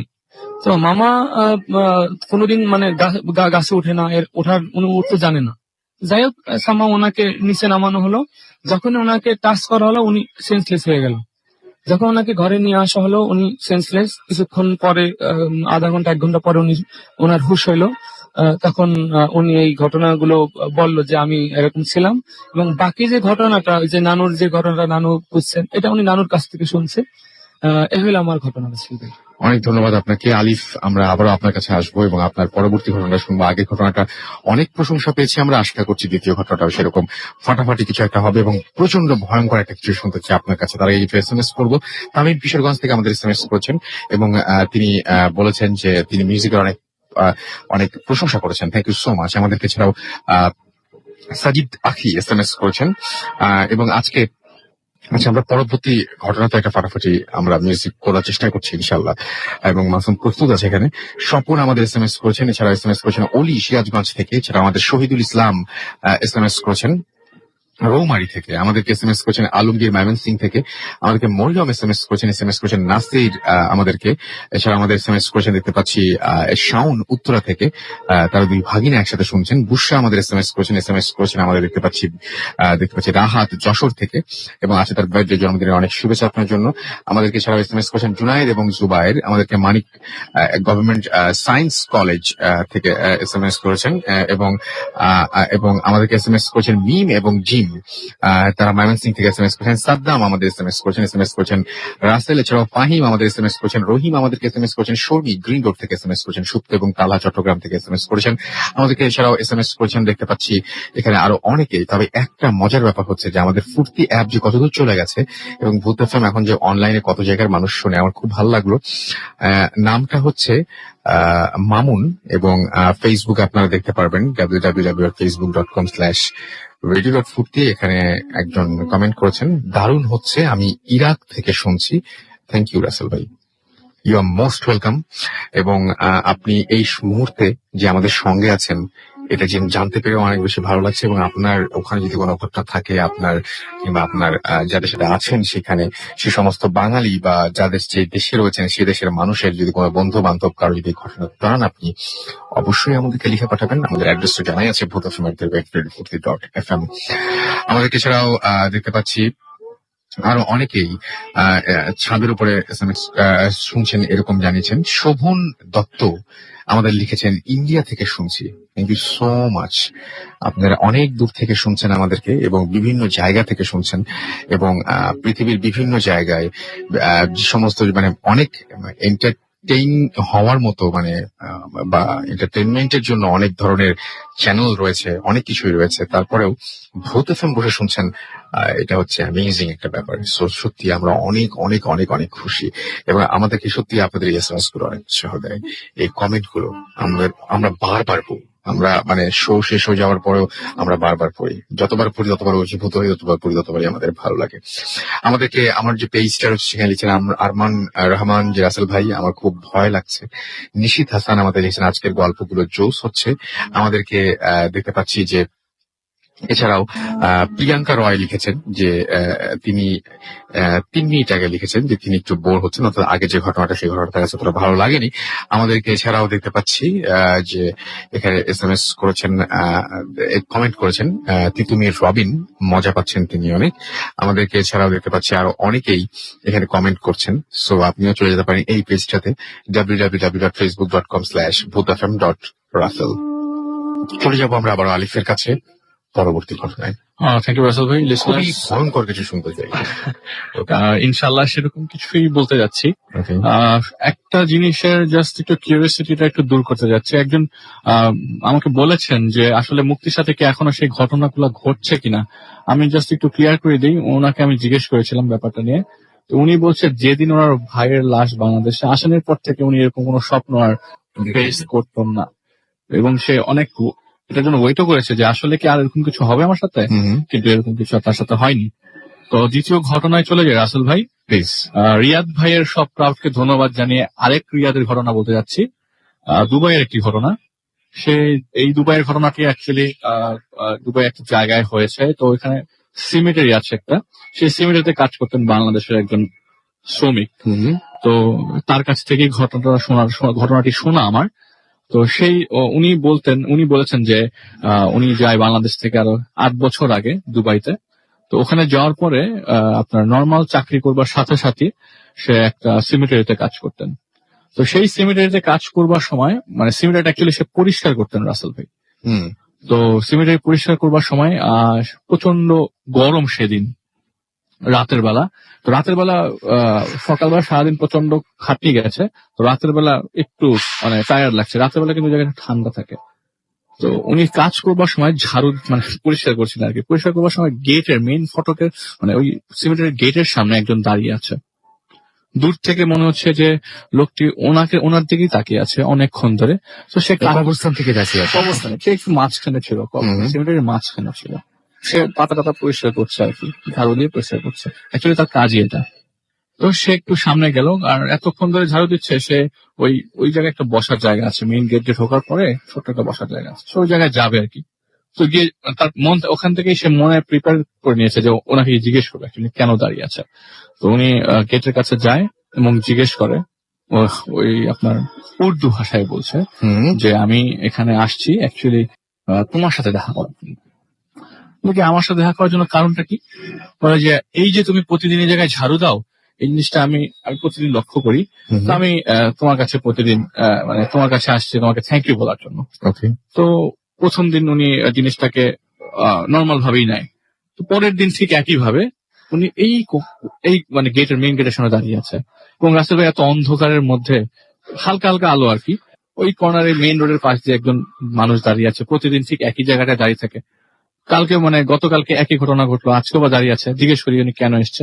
তো সে বলে যে আপনি তো প্রতিদিন এই জায়গাটা পরিষ্কার করেন, সেজন্য আপনাকে দেখতে আসছি। তো জিনিসটা তার কাছে একটু বিদঘুটে মনে হয় যে উনি প্রতিদিন এসে থ্যাঙ্কস দিচ্ছে কেন। তো প্রতিদিন রেগুলার দিচ্ছে, তো রেগুলার উনি এটা পরিষ্কার করতেন। 1 সপ্তাহ পর যেই জায়গায় পরিষ্কার করছে, এটা ওই যে জায়গায় ওনার সাথে দেখা হচ্ছে সেই জায়গা না, একটু ভিতরে পরিষ্কার করতে করতে হঠাৎ করে দেখে যে ওই একটা কবরের পাশে অ্যাকচুয়ালি বসে আছেন সেই লোকটা। তো ওনাকে জিজ্ঞেস করে আপনি হঠাৎ আজকে কবরস্থানের ভেতরে? বলে তুমি প্রতিদিন এই জায়গাটা পরিষ্কার করো, আমি প্রতিদিন দেখি তোমাকে ধন্যবাদ দিতে আসছি। তো জিনিসটা তার কাছে একটু অদ্ভুত মনে হয় যে আজকেও সে আমার কবরের মাঝখানে। ওনাকে তো জিজ্ঞেস করে আপনার কি ভয় লাগে না? তো বলে যে ভয় কিসের, আমার কোনো ভয় নাই, আপনি পরিষ্কার করেন, আমি আপনাকে দেখি।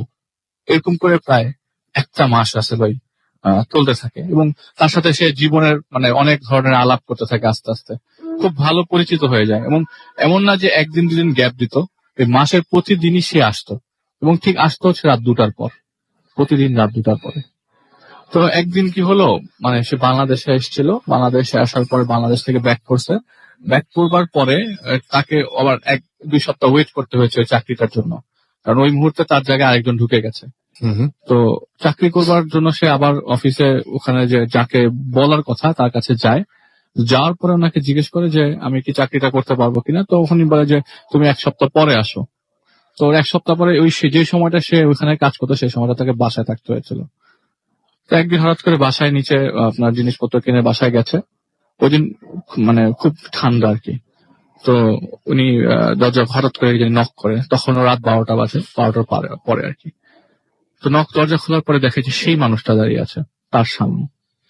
আপনি আমার বাসা ছিলেন কি করে? বলে যে তোমার সাথে এতদিন ধরে কথা বলি, তুমি কোন বাসায় থাকো সেটা আমি জানবো না? বলে যে আপনি আমার বাসায় আসছেন কেন হঠাৎ করে? আমি তো আজকে খবর ছাড়া দিচ্ছি না, আপনি আমাকে কি জন্য বাসায় আসছেন? বলে তোমাকে দেখি না দেখি বাসায় আসছি। হুম। তো ওনার কাছে জিনিসটা খুব অদ্ভুত লাগে এবং ব্যাপারটা সে তার রুমমেটসদের শেয়ার করে এবং সে রুমমেটরা বলে যে কই তুই কখন দরজা খুললি, কখন কি করলি, কিছুই তো শুনলাম না, কিছুই তো জানি না। বলে না, এই যে কয়েকদিন আগে আমার সাথে এরকম ঘটলো, বাংলাদেশ থেকে আসার পরে এখন আর জিনিসটা হচ্ছে না। তবে এক সপ্তাহ পরে সে সেই কবরস্থানে আবার ঠিক একইভাবে কবর সাজাতে গেছে। তো মজার বিষয় হচ্ছে আসলে ওই দিন দিনের বেলা সে যখন তার কাজ শেষ করে ওই কবরস্থান ক্রস করে কয়েকটা বিল্ডিং ক্রস করে পর তার বাসার দিকে যাচ্ছে, তখন ঠিক ওই বিল্ডিং এর পাশে তার খুব পানির পিপাসা লাগে। জিনিসটা কিন্তু খুব ডিফারেন্ট, কেন সে ওই বাসার সামনে তার পানির পিপাসাটা লাগলো। তো যখন নক করলো, নক করার পর একজন মহিলা দরজাটা খুললেন, খোলার পরে সে বললেন যে আমি একটা পানি খাবো। তো ওই বাইরে থেকেই ভিতরে একটা ছবি দেখতে পেলেন, যে ছবিটা হুবহু তার ইয়ার মতো, যে এতদিন যার সাথে সে দেখা করতেন। তো বললো যে উনি কে হয় আপনার, উনি তো আমার সাথে রেগুলার কথাবার্তা হয়, উনি খুব বন্ধু মানুষ আমার। বলে যে উনি আমার স্বামী, উনি আজ থেকে প্রায় 25 বছর আগে মারা গেছেন। বলে কি, মানে উনি ওইটা শোনার পর ওই জায়গায় পানি হাতে নিয়ে দাঁড়িয়েছিল কতক্ষণ, যে তাহলে আমি এতদিন কার সাথে কমিউনিকেট করলাম, এতদিন আমি কার সাথে কথা বললাম। বলে যে আমি যখন সে তার কিউরিওসিটির কারণে জিজ্ঞেস করলো যে ওনার কবরটা কোন দিকে, বলে ওনার কবরটা এই যে তুমি কয়েকটা ব্লক করে একটা সিমেট্রি আছে সেখানে। তার মানে যে তার জায়গায় মানে যে পরিষ্কার জায়গায় সে করতো, এতদিন পরিষ্কার করতো এবং unfortunately, যেই জায়গায় পরিষ্কার করতো, যেই মানুষটার কবরের পাশ দিয়ে প্রতিদিন যেত, সেই এখন জায়গাটা সেই জায়গাটাতে এসে এটা খুবই কমন একটা স্টোরি হতে পারে, বাট এটা ঘটেছে ঘটেছে। এবং কোন এটা জায়গায় ঘটেছে? এটা হচ্ছে আপনার জেদ্দাফ ডিস্ট্রিক্ট নামে একটা জায়গা আছে দুবাইয়ের, হুম, আলস্কয়ার কিছু একটা জায়গা, ওটার পিছনে একটা বিশাল বড় সিমেট্রি আছে, সেই জায়গা। সেই জায়গাটাতে। সো এই হচ্ছে ঘটনা, এবং এই ঘটনাটা খুবই অদ্ভুত। আমি মানে একটা ঘটনা আসলেই মানে পড়তে চাচ্ছিলাম, জানি না পড়তে পারবো কিনা, কিছু SMS করি তার চাইতে।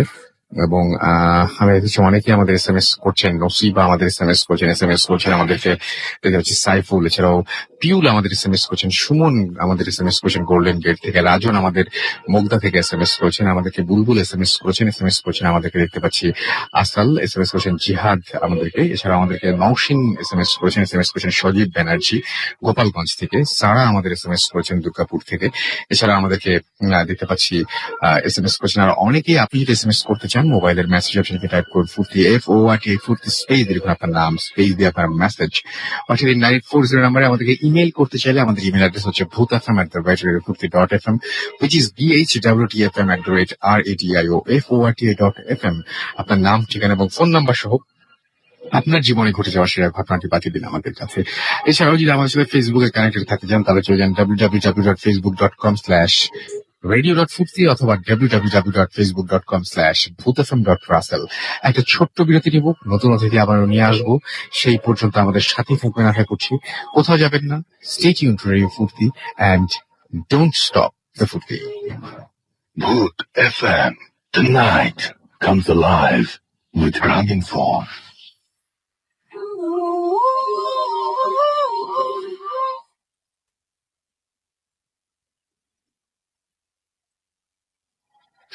সবসময় রেডিও ফুর্তি, আমি রাসেল আছি, সাথে আমার সাথে রয়েছে মাসুম এবং আজকের অতিথিরা। এবং আরো একটা ঘটনা আমি যেটা বলছিলাম যে আমি পড়ে ফেলতে চাই, আচ্ছা পড়েই ফেলি। ঘটনাটা অন্যরকম, আমি অনেক দ্বিধাদ্বন্দ্বে ছিলাম যে পড়বো কিনা। খারাপ লাগলে আপনারা বলবেন যে খারাপ লেগেছে, ভালো লাগলে অবশ্যই বলবেন। ঘটনাটা আমাদেরই একজন লিসেনার, তিনি অনেক দূর থেকে অর্থাৎ ইটালি থেকে পাঠিয়েছেন। সো আমি পড়ছি ঘটনাটা, লিখছেন যেভাবে সেভাবে পড়ি। রাসেল ভাই, জিজ্ঞেস করবো না কেমন আছেন, জানি আপনি সবসময় ভালোর দলে। আমি রুবেল ইটালি থেকে লিখছি। আমি ভূত এফএমের প্রতি এপিসোডই শুনি, অনেক ভালো লাগে। অনেকদিন ধরে ভাবছি আমার সাথে ঘটে যাওয়া কিছু ঘটনা লেখার জন্য, কিন্তু সময় পাই না বলে লিখতে পারি না। এই ঘটনাটা আমার ফ্রেন্ডের ওয়াইফের সাথে ঘটে। আমি তাদের নাম উল্লেখ করছি না, আমি আমার ফ্রেন্ডের ভাষায় বলি। 2012 আমি ফেসবুকে একটি মেয়ের সাথে আমার পরিচয় হয়। যারা ফেসবুক ইউজার তারা একটু মনোযোগ দিয়ে শুনবেন। এবং অনেকদিন ওর সাথে কথা হয় আমার। তারপর 2013-তে আমি বাংলাদেশে যাই, গিয়ে কাউকে না বলে বিয়ে করে ফেলি। 2 মাস থাকার পর আমি ইতালিতে ব্যাক করি। ইতালি আসার পর ওর সাথে আমার সবসময় স্কাইপে কথা হয়, এবং হঠাৎ করে ও আমাকে একদিন বলছে ও নাকি একটি স্বপ্ন প্রতিদিন দেখে। লোক তার কাছে আসে এবং তার পরনে পাঞ্জাবি আর মুখ ভরা দাড়ি, মাথায় টুপি। অন্য একদিন বলছিল ও নাকি শুধু স্বপ্নে না, দিনের বেলায় জাগ্রত অবস্থায় দেখে। একদিন পড়ার টেবিলে বসে আছে, বসে আমার সাথে কথা বলছিল। হঠাৎ করে আমি এক ধরনের আওয়াজ শুনতে পাই। মনে হচ্ছিল কেউ খাটের খাটের জুতা পরে, কাঠের জুতা পরে ঘুরছে, কিন্তু ও চুপ করে আছে, কোনো কথা বলছে না। আমি বললাম, ভিডিও অন করো। ভিডিও অন করলো। আমি দেখি যে ওর ডান সাইড থেকে বামের দিকে তাকিয়ে আছে এবং ওর চোখ আর মুখ লাল হয়ে গেল এবং বলছে যে কেউ একজন সেই রুমে এই মুহূর্তে ঢুকেছে। এবং অনলাইনে আমাকে রেখে ও মানে জাস্ট ভয় পাচ্ছিল জন্যই ঘুমিয়ে গেল এবং সেদিন থেকে আমার সাথে ও কথা বলা কমিয়ে দিল। অন্য একদিন বলছে ও নাকি ওই লোককে আমার সাথে কথা বলতে মানা করেছে। ওই লোক মানা করেছে কথা বলতে। যদি আমার সাথে কথা বলে তাহলে নাকি আমাকে মেরে ফেলবে এবং এবং এবং ওর যে আরো একজনের সাথে তার কোন একটা সময় পরিচয় ছিল এবং তাকে বলেছে যে তাকেও মেরে ফেলবে, এরকম কিছু একটা আর কি। তো যাই হোক, আমার ওয়াইফের সাথে এত কিছু হচ্ছে, আমি কিছুই করতে পারছি না এখনো। সব সময় মাথায় সে হচ্ছে এখন মাথায় ঘুম দিয়ে, অর্থাৎ ঘুমটা মনে হয় হবে দিয়ে থাকে এবং এমন ভাবে কথা বলে যেন ও আমাকে চেনে না। অন্য একদিনের কথা বলছে, হঠাৎ করে বলছে যে ও আমাকে বলে যে আমার হাজবেন্ড এসে পড়েছে। আমার হাজবেন্ড আমাকে অনেক মানে কি বলবো যে কেয়ার করে এবং আমি তাকে বুঝছি না, এরকম কিছু একটা। আমি লেখাটা আসলে একটু অস্পষ্ট এবং মানে আমি ঘটনাটা বুঝিয়ে বলি যে কোন একজনের সাথে ফেসবুকে মানে এরকম স্কাইপে রেগুলার কথা হয় এবং হঠাৎ করেই তার ওয়াইফ একদিন জানালো যে সে টের পায় রুমের মধ্যে কেউ একজন আসে এবং রুমের মধ্যে কোনো একজনের উপস্থিতি টের পায় এবং সেই যিনি আসেন সেই ভদ্রলোক বা যাই কিছু হোক না কেন, তিনি ধীরে ধীরে তার হাজবেন্ডের সাথে কথা বলা কমিয়ে ফেলতে পারেন। এবং দুদিকে কিন্তু ভিডিও অন করা আছে এবং এই পাশ থেকে ও পাশে কিছু বোঝা যাচ্ছে না, বাট তার অবস্থান দেখে, তার মুখের অভিব্যক্তি দেখে বা তার এক্সপ্রেশন দেখে এই পাশে থেকে তার হাজবেন্ড বুঝতে পারছেন যে হ্যাঁ, রুমের মধ্যে সত্যিই কেউ এসেছে এবং সে সেটা ফিল করছে। এবং যেটা হয় সেটা হচ্ছে যে মানে বাসা থেকে সে বের হওয়া বন্ধ করে দেয়। আস্তে আস্তে সে দেখা যায় যে ঘুমটা দেয় মাথায় এবং সে বলে যে না, যে তোমার সাথে কথা বলি তাহলে আমার আরো বেশি ক্ষতি হবে। এবং সে একটা পর্যায়ে যেটা হয় সেটা হচ্ছে তার পরিবারকে জানাতে বাধ্য হয় বিয়ের ব্যাপারটা।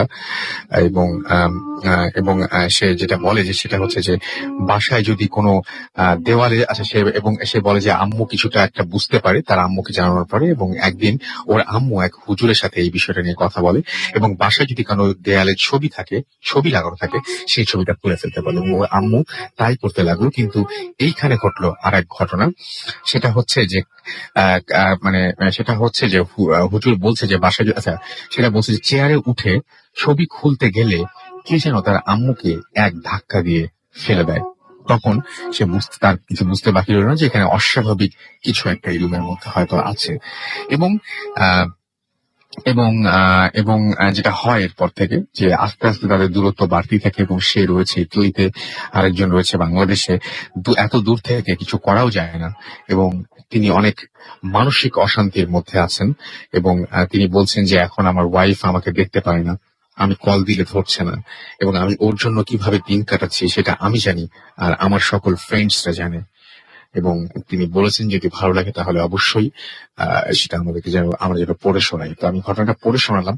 খুব অদ্ভুত একটা ব্যাপার যে আপনি কারোর সাথে কথা বলছেন, স্কাইপে হোক বা ভিডিও কল করছেন, আপনি নিজে কিছু দেখতে পাচ্ছেন না, বাট এক্সপ্রেশন দেখে বা আপনি এই পাশ থেকে অনুভব করতে পারছেন যে ওই পাশে কোনো একটা কিছু ঘটছে এবং এক দূরত্বের কারণে আপনি হয়তো কিছুই করতে পারছেন না, আপনার হাতে হয়তো কিছুই নেই করার। তো এই ঘটনাটা খুব অদ্ভুত টাইপের লেগেছে আমার কাছে। বর্ণনাটা যেভাবে লিখেছেন সেই জন্য আমি একদম প্রত্যেকটা লাইন পড়তে পারলাম না, বাট ঘটনাটা অনেকটা এরকম ছিল। আমরা চলে যাচ্ছি আমাদের পরবর্তী অতিথির কাছে, এবং আমি বলি যে তার ঘটনাটাও মানে মোটামুটি নর্মালি আমি বলবো, কিন্তু যদি আপনাদের ভালো লাগে তাহলে আমার কাছেও অনেক বেশি ভালো লাগবে। আপনার নামটা একটু প্লিজ বলবেন এবং আপনি কোথা থেকে এসেছেন সেটা একটু বলবেন। থ্যাংক ইউ রাসেল ভাই।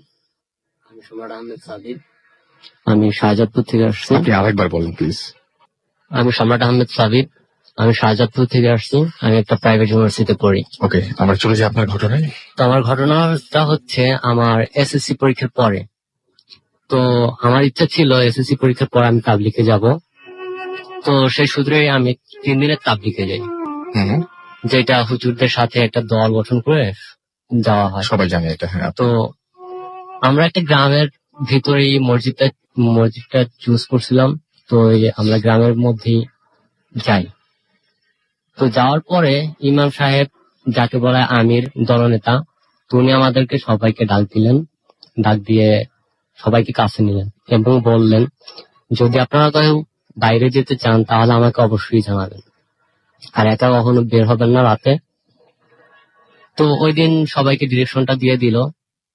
তো প্রথম দিন আমি মাঝে মাঝে রাতে বের হতাম।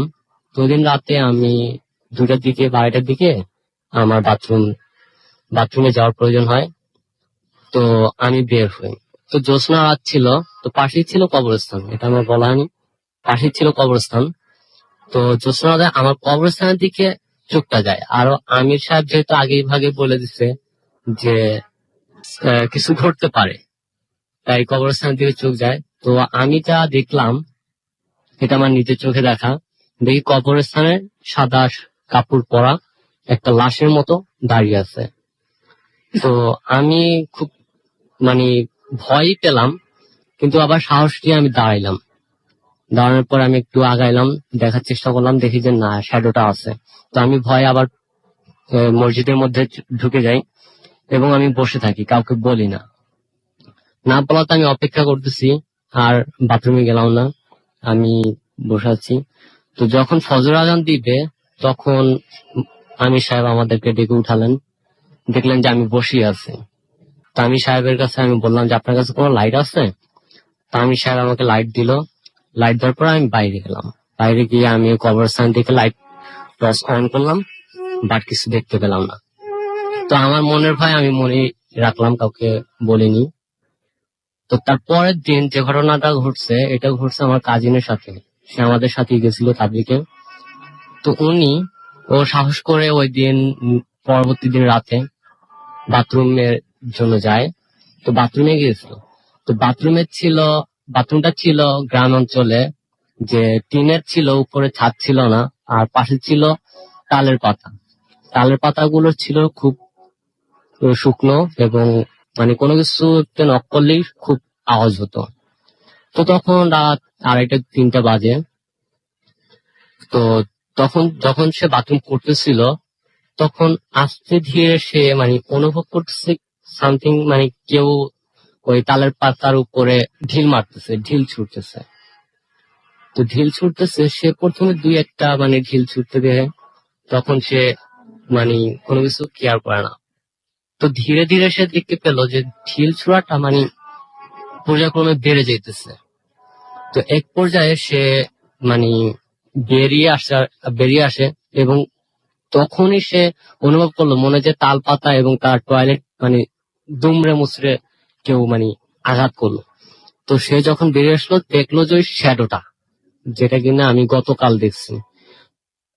তো সে দেখে চিৎকার দিয়ে দৌড়ে এসে মসজিদের মধ্যে ঢুকে এবং সে সেন্সলেস হয়ে পড়ে যায়। তো আমাদের উপরই এসে পড়ে, আমরা ঘুমিয়েছিলাম। তো যখন সে সেন্সলেস হয়ে পড়ে যায়, তাকে ঝাড় ফু দিল এবং আমির সাহেব ও অনেক ঝাড় ফু দিল। তো তখন যখন তার জ্ঞানটা ফিরে আসে, সে মানে আমাদেরকে বলে যে এইসব ঘটনা। তো আমার ঘটনা আমি যে দেখছি এর আগে কবরস্থানে, কবরের উপরে যে একটা শ্যাডো ছিল বা লাশের মতো ছিল, তো এটা আমি বলিনি। তো পরে আমি যখন বললাম, তখন দেখলাম যে ওই আমার কাজিনের সাথে এবং আমার সাথে প্রায় সেম মানে শ্যাডোটা আমরা দুইজনই দেখছি। ওকে, এবং আপনি শ্যাডো দেখেছেন, শ্যাডোটা কেমন ছিল একটু আমাদের বলবেন? শ্যাডোটা ছিল এই কাপড়ের কাপড় পরা থাকে যেমন সাদা, ধবধবে সাদা, তো জ্যোৎস্না রাত ছিল, খুব ভালো করে বোঝা যেতেছিল। আর কভারটা ছিল বাঁধানো। আর যখন আমি লাইটটা যখন অন করি তখন আমি আর কিছুই দেখতে পাই না। তাহলে তো শ্যাডো হলো না, মানে আপনি কোন একটা অবয়ব। হ্যাঁ হ্যাঁ, এটি আচ্ছা। তো আমির সাহেবও আমাকে বলছিল যে যেন কেউ রাতে বের না হয়, যদি কিছু না থাকবে তাহলে আমি মানে এগুলো দেখলাম কেন, আর আমির সাহেবও বা আমাদের বারণ করবে কেন যে একা বের হবা না। অনেক ছিল ধন্যবাদ আমার আপনাকে। একটা হ্যাঁ, আপনাকে অনেক ধন্যবাদ। আমরা দেখতে পাচ্ছি যে আমাদেরকে আমার যে পেজ রয়েছে সেখানে আবু মোহাম্মদ আমাদের লিখেছেন, রাসেল ভাই আসসালামু আলাইকুম। ওয়ালাইকুম সালাম। এবং তিনি লিখেছেন যে আমি ওমান থেকে লিখছি এবং কমেন্ট করছি এবং এবং আমার লেখা মানে কখনো পড়া হয় না, তাই এটা আমার শেষ কমেন্ট, কিন্তু আমি তো পড়ে ফেললাম, এখন কি করা যাবে। এবং আমি দেখতে পাচ্ছি যে এছাড়াও অনেকেই লিখছেন যে অনেক ভয় লাগছে, বাহরাইন থেকে শুনছেন। আমাদের এখানে একজন দেখতে পাচ্ছি লিখেছেন, তার নামটা হয় নামানব, তিনি লিখেছেন ফেসবুকে যে নেমটা সেটার নাম হচ্ছে নামানব। এছাড়াও আমি দেখতে পাচ্ছি যে আরমান রহমান লিখেছেন এবং আমাদেরকে এছাড়াও শাকিল রিপন এখানে লিখেছেন নীল বাজিগার। এছাড়াও আমাদেরকে ফেরদৌস জামান মৃদুল লিখেছেন। আমাদের ভিডিও ফুর্তি যে পেজ রয়েছে সেই পেজেও অনেকে লিখছেন, যেমন আমাদের তৌসিফ খান লিখেছেন যে আজকে অনেকদিন পর শুনছেন তিনি এবং তার কাছে খুব ভয় করছে।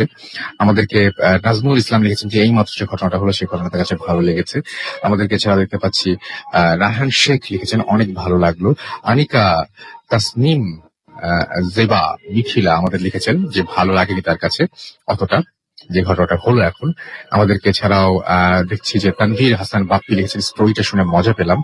আমাদেরকে এছাড়াও দেখতে পাচ্ছি আরো অনেকে এখানে কিন্তু কমেন্ট করছেন এবং আমি দেখতে পাচ্ছি যে আমাদেরকে হাফিজ আহমেদ অভিক আমাদেরকে SMS এখানে কমেন্ট করেছেন এবং এবং আমাদেরকে দেখতে পাচ্ছি যে ফারিহা জান্নাত আমাদেরকে এছাড়া এখানে কমেন্ট করেছেন। অনেকেই কমেন্ট করেছেন, আপনি দেখতে পারেন সেগুলো যে, এবং সেখানে গিয়ে আপনি আপনার মতামত জানাতে পারেন।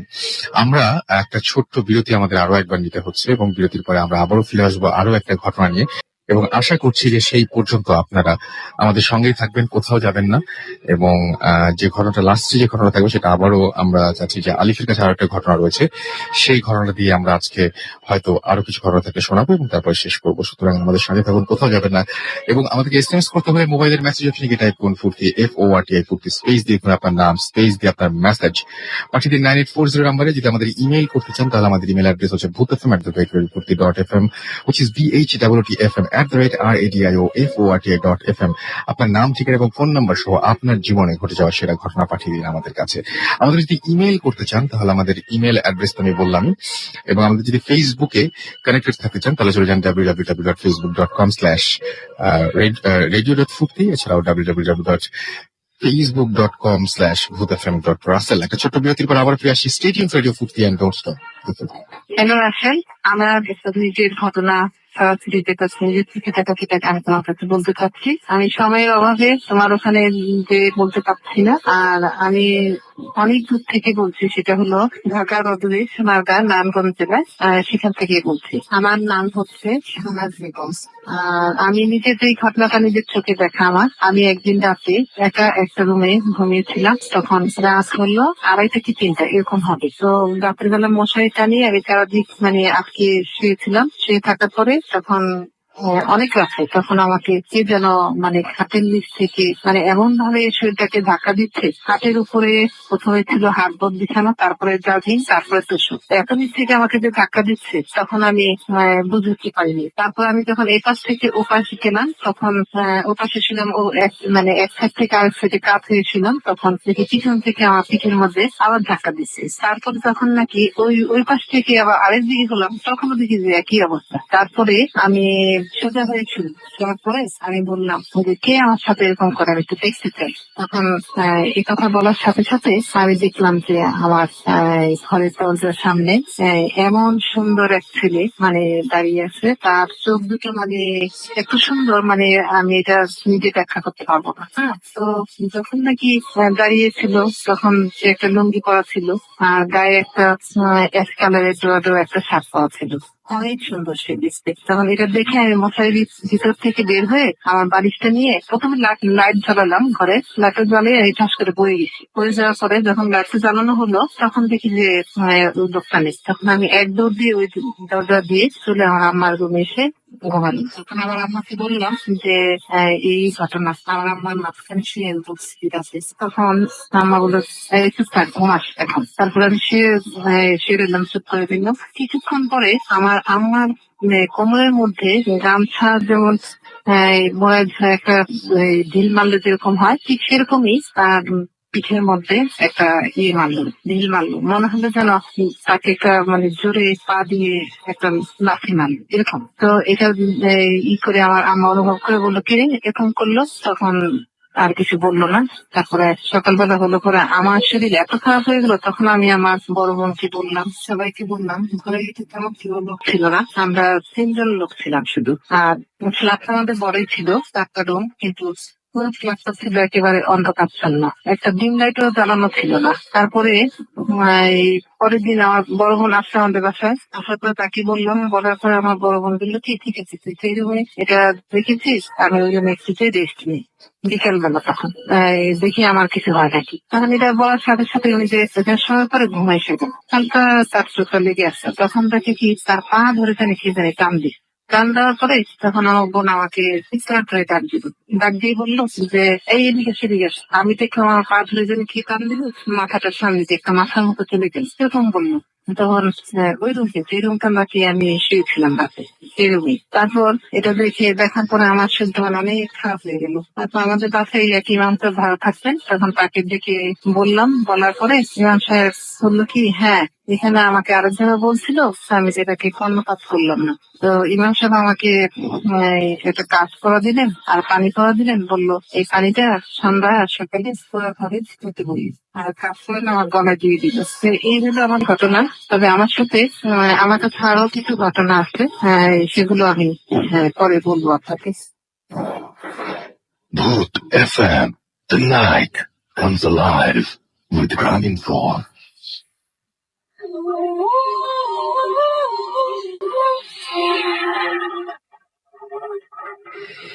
শুনছেন সবসময় রেডিও ভূতি 88.0 FM, বাংলাদেশের সর্ববৃহৎ রেডিও নেটওয়ার্ক। আমি রাস্তেল আসির সাথে, আমার সাথে রয়েছে মাসুম এবং আজকের অতিথিরা। এবং আমি দেখতে পাচ্ছি অনেকেই ফেসবুকে আমাদেরকে কমেন্ট করছেন, এবং এই মাত্র আমি পেলাম সাজ্জাদ হোসেন রাজীবের একটা কমেন্ট দেখতে পাচ্ছি আমার পেজে, এবং সেখানে তিনি বাহরাইন থেকে আমাদের সঙ্গে আছেন। এবং সমস্ত পৃথিবীব্যাপী ভূত এফএম ছড়িয়ে পড়েছে, এবং আপনারা সবাই আগ্রহ করে শুনছেন বলেই আমরা প্রতিদিন এরকম ঘটনা নিয়ে হাজির হয়ে আপনারা ঘটনা পাঠান বলেই আমাদের পক্ষে এই কাজটা করাটা অনেক বেশি সহজ হয়ে যায়। যাই হোক, আমরা চলে যাব আলিফের ঘটনা। দেখা যাচ্ছে ছোট্ট ঘটনা শুনবো, হাতে সময়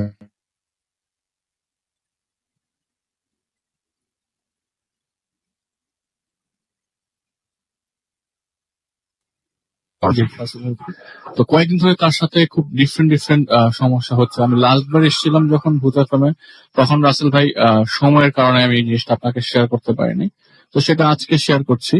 তো উনি ওনার বাসায় যেখানে, সেই বাসার মানে 3 তলা বাড়ি, নিচতলায় এসে থাকেন। তো নিচতলায় যখন এটা প্রায় 6-7 মাস আগের থেকে এই ঘটনাটা শুরু হয় আর কি। তো নিচতলায় থাকেন, তার বাসা হচ্ছে রায়ের বাজার ঢালে। তো নিচতলায় বাড়িতে এসে একদিন রাতের বেলা তার ঘুম ভাঙে হচ্ছে বিকট চিৎকারে। বিকট চিৎকারটা এরকম হয় যে তার জানালার গ্লাস গুলা চুরমার হয়ে যায়, ভেঙে চুরমার হয়ে যায়।